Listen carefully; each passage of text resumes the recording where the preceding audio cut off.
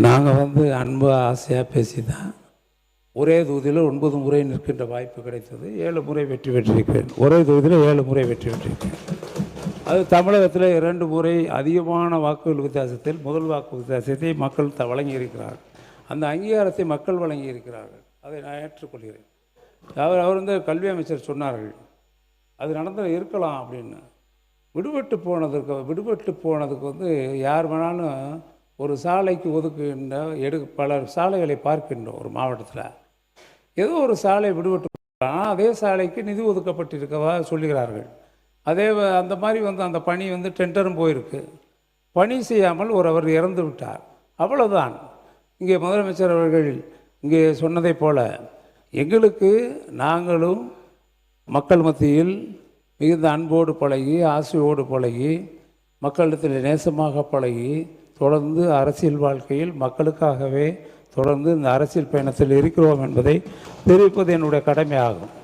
அது மட்டுமல்ல, இப்போ தமிழ்நாடு வெற்றி திட்டத்திற்கு அது வந்து அண்ணாவின் பெயரை எடுத்திருக்க வேண்டிய அவசியம் இல்லை என்பதுதான் என்னுடைய. நான் கலைஞர் கனவு இல்லத்தை பற்றி கேட்கவில்லை உங்களை.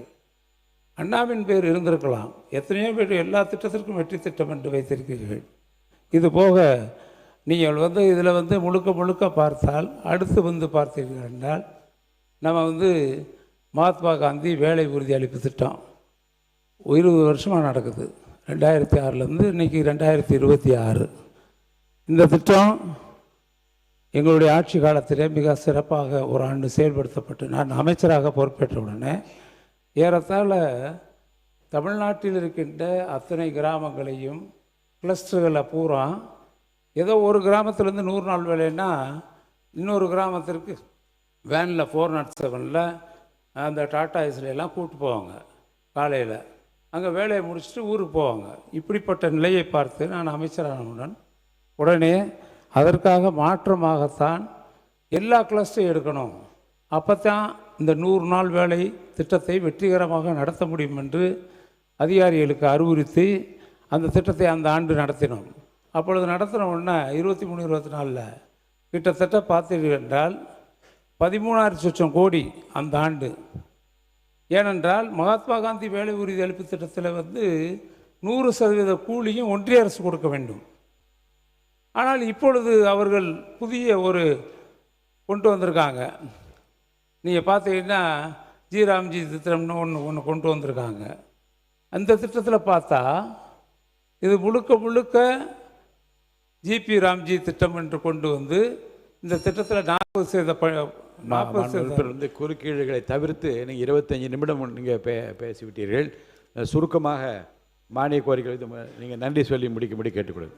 இல்லை ஒன்றும் இல்லை நான் வந்து காலத்தில் அதாவது இன்னும் அரசுக்கு ஆலோசனையாகத்தான் சொல்கிறேன். ஜிபி ராம்ஜி என்று ஒரு திட்டத்தை கொண்டு வந்திருக்கிறார்கள். இந்த திட்டத்தில் என்னன்னு கேட்டீங்கன்னா 60% கூலி அவங்க கொடுப்பாங்களா, 60% அவங்க கொடுப்பாங்களா, அது உத்தேசம். அவங்க கொடுத்தா தான் போச்சு, கொடுக்கலைன்னா அதை கேட்க முடியாது ஒன்றிய அரசை. போன ஆண்டு கூட 25-26 கூட 12 கோடி வேலை நாட்கள் கொடுத்தார்கள். நாங்கள் 40 கோடி வேலை நாட்களை முடித்து இந்தியாவிலே முதல் மாநிலம் என்ற உயர்வை பெற்ற ஒரே மாநிலம் தமிழகம். 40 கோடி வேலை நாட்களை உருவாக்கினோம். அதில் ஏறத்தாழ 13,000 கோடி செலவழித்தோம். மொத்தம் இருக்கக்கூடிய அனைவருக்கும், இந்த திட்டத்தில் இடம்பெறக்கூடிய அனைவருக்கும் ஏறத்தாழ 52லேருந்து 53 நாட்கள் வேலை நாட்கள் கொடுக்கப்பட்டது. 50லேருந்து 52 நாட்கள் வேலை கொடுக்கப்பட்டது. இதெல்லாம் நீங்கள் கணக்கிட்டு பார்த்தால் நம்ம வந்து 100 நாள் வேலை திட்டம் தான் பேர். ஆனால் அதிகபட்ச வேலை கொடுத்த நாள் என்பது இந்த 13,000 கோடி கொடுத்து 23-24 40 கோடி வேலை நாட்கள் நடந்த நாட்கள் தான் 50 நாட்கள் வேலை, 50லேருந்து 52 நாட்கள் வேலை நடந்திருக்கிறது. இப்போ இவங்க வந்து ஒன்றிய அரசு 125 நாள் அறிவிச்சிட்டு அவங்க வந்து 60% அவங்க கொடுப்போம், நீங்கள் 40% கொடுங்கன்னு சொல்லிட்டுருக்காங்க. நான் உதாரணத்துக்கு சொல்கிறேன். நீங்கள் பிரதமர் வீடு கட்டும் திட்டத்திலே வந்து அவங்க பார்த்தீங்கன்னா மொத்தத்துக்கே 38% கொடுக்குறாங்க. அவங்க கொடுக்க வேண்டியது 60% கொடுக்கணும். ஆனால் கொடுக்கறதில்ல, 38 கொடுக்குறாங்க. வேறு நம்ம வந்து நிறைவேற்றாமல் இருக்க முடியாது. இது பாதிக்கப்படுறாரு தமிழர்கள், தமிழ்நாட்டு மக்கள். ஆக அதற்காக தமிழ்நாடு அரசு நம்ம நிதியை கொடுக்குறோம். இப்போ இந்த 100 நாள் வேலை திட்டத்தை தொடர வேண்டும் என்பதற்காக வேறு வழி இல்லாமல் 125 நாள் கொடுக்குறோம். நீங்கள் 60 நாங்கள் 40 கொடுத்தா நம்ம கொடுக்கலாம்னு கொண்டு வந்திருக்காங்க.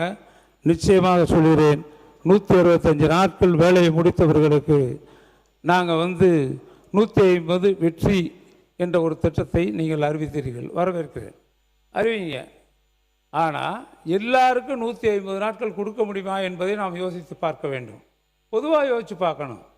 நான் சொல்கிறது, இந்த திட்டம் பேர் வச்சுருக்கேன், அதில் 125 நாள் வேலை பார்த்து முடித்த ஏழை எளிய மக்களுக்கு இந்த திட்டத்தில் 125 நாள் வேலை கூடுதலாக நாங்கள் கொடுப்போம். அந்த திட்டத்திற்கு பேர் 150 நாள் வெற்றி திட்டம் என்று வைத்திருக்கிறீர்கள். இதெல்லாம் பேப்பரில் தான் இருக்குது. ஏட்டுச் சுரக்காய் கறிக்கு உதவாது என்பதுதான் உண்மை. நிச்சயமாக இந்த ஜிபிஜி ராம் திட்டம் என்பது எந்த அளவிற்கு நடைபெறப் போகுது என்பது சொல்ல வேண்டுமென்றால், கடந்த ஒன்று முடிச்சிட்டேங்க. ஜூலை மாதத்தில் மட்டும் சொல்கிறேன். நீர்வளத்துறை அமைச்சர் இந்த ஒன்று பேரவைத் தலைவர் அவர்களே, மொத்த ஒதுக்கீடு 12,643 கோடி. அதில் ஒன்றிய அரசு 7,586 கோடி, தமிழக அரசு மாண்புமிகு முதலமைச்சர் அவர்கள் 5,057 கோடி ஒதுக்கி இருக்கிறார்ன்றதை தெரிவிச்சுக்கிறேன். மேலும் 125 நாள் வேலைவாய்ப்பை நீங்கள் 150 நாள் கொடுக்கறது பேப்பரில் மட்டும்ன்றீங்க. 165 நாள் யாரெல்லாம் வேலை செய்கிறாங்களோ அவங்களுக்கு கண்டிப்பாக 150 நாட்கள் வேலை கொடுக்கப்படும் என்பதை இந்த நேரத்தில் நாங்கள் தெரிவிச்சுக்கிறோம். எதுவுமே பேப்பரில் இருக்குதுன்றது ஒன்றையும் பார்த்து இது செய்ய முடியுமா அப்படின்றதெல்லாம், பணம் இருக்குதான்றதெல்லாம் பார்த்து தான் ஒரு திட்டத்தையும் தினந்தோறும் சிந்தித்து அதை செயல்படுத்துகிற முதல்வர் தான் எங்களுடைய முதல்வர் என்பதை தெரிவிச்சுக்கிறேன்.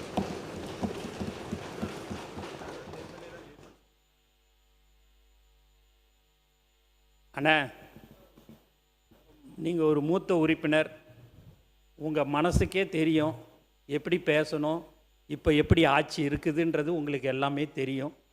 அதனால் அதெல்லாம் கருத்தில் கொண்டு, அரசியல்வாதி நாங்கள் அல்ல, மக்களுக்கு சேவை செய்வதற்காக வந்திருக்கிறவர் தான் எங்கள் முதல்வர். திட்டவட்டமாக நான் தெரிவிச்சுக்கிறோன்னே. அதனால் எதுவாக இருந்தாலும் பேப்பரில் தான் இருக்குது, இந்த மாதிரிலாம் தயவுசெய்து சொல்லாதீங்க. நாங்கள் ஏன்னா சொல்ல ஆரம்பித்தோம் அப்படின்னா நிறைய விஷயங்கள் நாங்கள் பேச வேண்டியதாக இருக்கும். ஆகவே நீங்கள் எந்த ஒரு ஆலோசனையாக இருந்தாலும் நீங்கள் அதை தாராளமாக சொல்லுங்கள். எங்களுடைய முதல்வர் 234 சட்டமன்ற தொகுதிக்கும் முதல்வராக இருப்பார். மக்களுக்கு என்ன பிரச்சனை, மக்களுக்கு என்ன தேவைகளை அதை மட்டும் செய்யக்கூடிய முதல்வராக இருப்பார்னு. அதனால் நீங்கள் மூத்த உறுப்பினர் அண்ணங்கிட்ட நான் அடிக்கடிக்கு நடுவில் நான் பேச எனக்கு சங்கடமாக இருக்குது. அதனால் தயவுசெய்து நீங்கள் எதுவாக இருந்தாலும், எந்த ஒரு விஷயம், உங்களுடைய தொகுதி விஷயம், உங்களுடைய மாவட்ட விஷயங்கள் எதுவாக இருந்தாலும் நீங்கள் சொல்லுங்கள். நாங்கள் செய்து தர தயாராக இருக்கிறோம் என்பதை தெரிவித்துக் கொள்கிறேன். மாண்பு உறுப்பினர். மாண்பு பேரவைத் தலைவர்களே, நான் ஒன்றும் குற்றச்சாட்டு சொல்ல, நீங்கள் புரிஞ்சுக்கிறணும். என்ன காரணம்னா, இப்போ 12,600 கோடி ஒதுக்கியிருக்கீங்க. அவங்க 7,200 கோடி கொடுத்துருக்காங்க, நீங்கள் ஒரு 5,057 கொடுத்துருக்கேன்னு நினைக்கிறேன். ஆக மொத்தம் 12,000 கோடி வருது. 13,000 கோடி செலவழித்து சம்பளம் அன்னைக்கு 260 268 தான் கொடுத்துருப்பாங்க. 268 270 கொடுத்துருப்பாங்க. இப்போ சம்பளம் உயர்த்தப்பட்டிருக்கு. இப்படி இருக்க சூழ்நிலையில் நீங்கள் 13,000 கோடி செலவழித்து ஒரு ஆண்டில் 50 நாட்கள் தான் வேலை கொடுத்துருக்குறோம். இப்போ நீங்கள் இன்னும் நீங்கள் 125 நாள் வரணும்னா 100 நாள் கொடுக்கணும்னாலும் இன்னும் 12,200 கோடி ஒதுக்கணும். அதுக்கு உத்தேசமாக கொடுத்த ஒன்றிய அரசு 7,000 கோடி கொடுக்குதா இல்லையா தெரியல.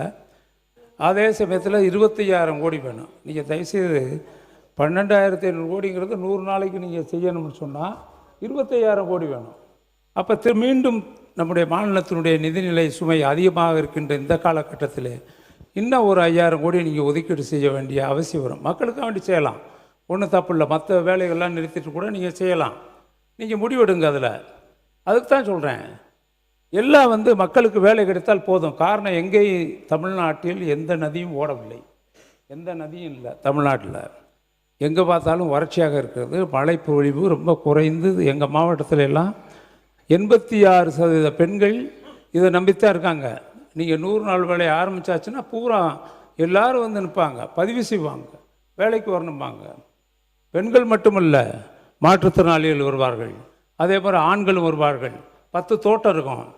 ஒரு தோட்டத்தில் கூட ஒரு சொட்டு தண்ணி இல்லை, 100 நாள் வேலையில் வந்து காத்திருப்பதை நான் பார்த்திருக்கிறேன் நேரடியாக.